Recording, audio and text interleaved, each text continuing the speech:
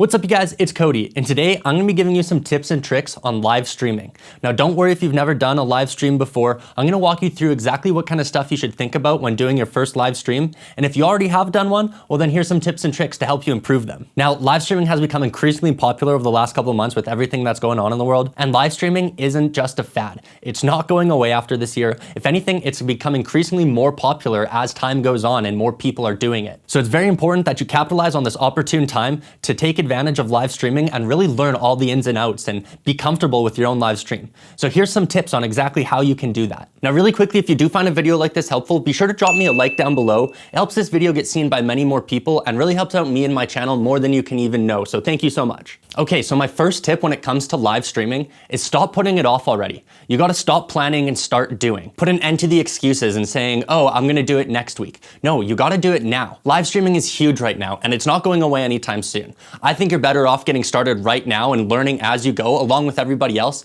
instead of waiting until you have the perfect moment or the perfect plan on how to do it. Now, I'm definitely guilty of this myself. I personally want everything to look perfect and sound perfect and be executed flawlessly. But with live streaming, you don't necessarily need that. So what I think you need to do right now, if you haven't done so yet, is plan a live stream.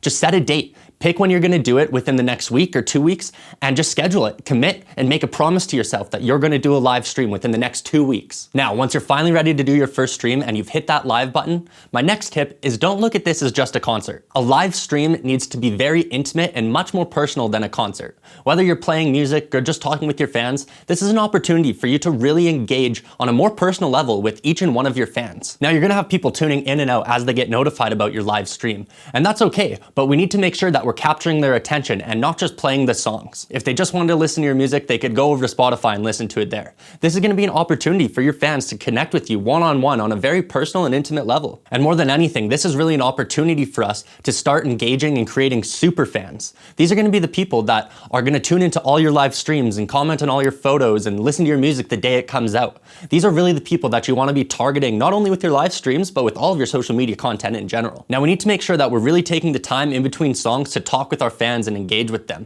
even more so than we would at a concert. Maybe even stopping partway through a song if you wanted to talk further with your fans and really make sure you answer every single comment that's in there. This isn't something that you normally get to do when you're playing a live show, but luckily with the live setting, we are going to be able to have our fans interact one-on-one with us and give them feedback in real time. So keep in mind when you are playing these songs that there is a bigger purpose than just playing the music. This is really going to be a great opportunity for us to connect stronger with our fans. Okay, tip number 3 when it comes to live streaming. Production doesn't matter.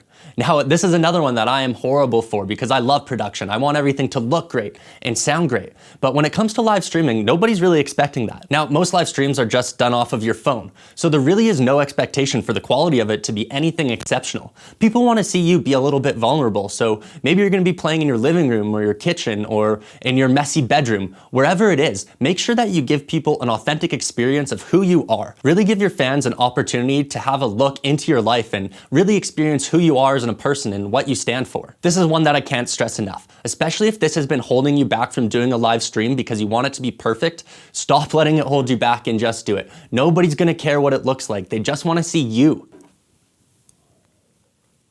All right, tip number 4, and this is probably the most important one, engagement. Now this goes back to it not just being a concert. We really want our fans and our audience to feel like they're a part of it. So we need to make sure that we're reaching out there and asking them questions and creating any type of interaction we can between our audience and us. Now a great way to start off your stream is by opening with a question or a poll. If you are playing some music, maybe ask them which song of yours they want to hear first. Now, not only applying to music, but applying to everything in life. People want to feel like they're a part of something, and that's a very important part that we need to make sure that we're hitting as musicians. We're creating a family and we're creating a community here. So we need to make sure that as the musician and as the entertainer, that we are allowing our audience to join our community and really feel like they're a part of our band and us as an artist and what we're doing in life. Encourage questions, ask this or that, and really let your audience determine how your stream is gonna go. It's good to have a bit of a plan and a bit of a strategy in mind when you do start your live stream, but really let your audience steer it in the direction that they want it to go. If they wanna see what your kitchen looks like or what you have in your fridge,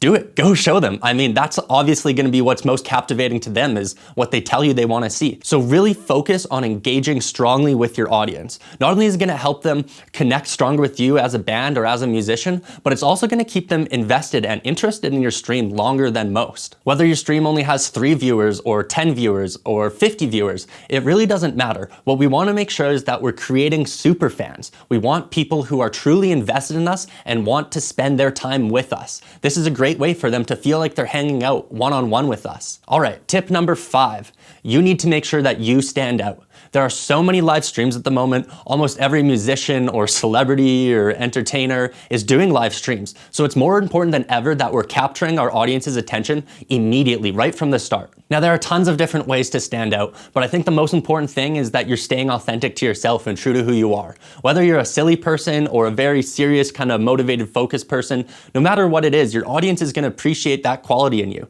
And so make sure you try to find something and be creative with it, something that's going to help you stand out from all the other entertainers and live streamers out there. We live in a digital age that is full of content and full of media for anybody to watch. So our attention span is pretty short as a society. So you got to make sure that you're capturing someone's attention right off the bat as soon as they tune in. If you're able to capture someone's attention right off the start by doing something different and standing out, they're going to be with you for a longer amount of time and watch more of your stream than the average viewer. So this could be anything from being in a different location or wearing silly clothes, or maybe you have a silly mustache on, or you're playing a different instrument than you normally play. Whatever it is, you're gonna need to figure out what works for you and just be creative with it. Have some fun. Now, really quickly, let's brainstorm some ideas together. What are some creative things that you can do to help stand out? Drop me a comment down below and let me know. Let's team up and come up with the best ideas we can. Now, speaking of teaming up, that's tip number 6. Team up with other creators. Platforms are making this really easy for you to do. If you're an Instagram user like myself, it is so easy to invite people to collaborate on your stream with you. Especially as musicians, people are used to going to shows and seeing more than one band. So team up with your friends and team up with other local bands or bands that you know from playing together and see if they want to join your stream. This is going to bring both of your audiences together and help you create not only a bigger stream, but a bigger following for both of your bands. Now, a really great strategy and plan on how to collaborate together is both of you play shorter sets, maybe only 15 minutes, and then interview each other. Each band can moderate the comments while the other one's playing and come up with a list of questions, not only from themselves, but from the fans that they want to see answered. Not only is this going to allow you to build a stronger connection with your fans, but the fans of the band you're playing with as well. They're also going to start to enjoy you, and they're going to see your quirks and your personality and the way that you interact with their favorite band. So all around, this is going to help out everybody involved, and I don't see a downside to doing it. I think if you're going to do a live stream, why not team up with someone? And it's going to motivate you to work a little harder and get it done a little sooner maybe if you're working off each other's schedules. So I'd recommend teaming up with another artist. All right, tip number 7 and my final tip. It doesn't have to be a live performance. You don't have to be playing music. You can do anything from just hang out with your bandmates or hang out with your cat. Whatever it is, I think if you are live streaming more often than just when you're playing music, you're gonna have more people tune in when you do actually play a show or when you have a bigger announcement or when you do release music. You wanna let people in on your life and let them get involved with what you're doing. So if you're just feeling goofy that day, go live and be a goof. A lot of people are gonna enjoy it. Or maybe you've been playing some music, whether you're playing guitar or piano or just singing.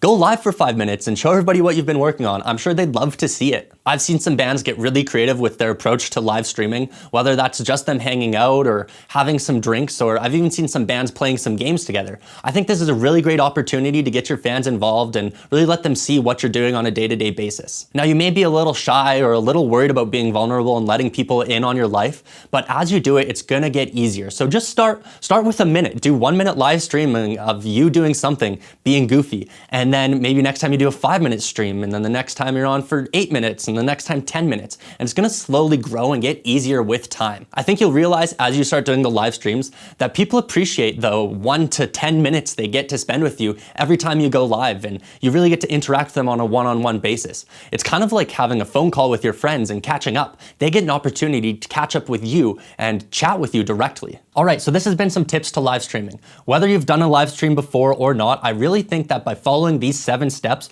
you're gonna get much better live streams and have better engagement with your audience as time progresses. Now, I'm curious, have any of you done live streams in the past, and what has your experience been with it? Drop me a comment down below and let me know. I'd really love to hear your story and what you're doing with your own live streams. And as always, don't forget to like this video and hit subscribe so that you don't miss out on more of my videos in the future. Thank you so much for watching and have a great day.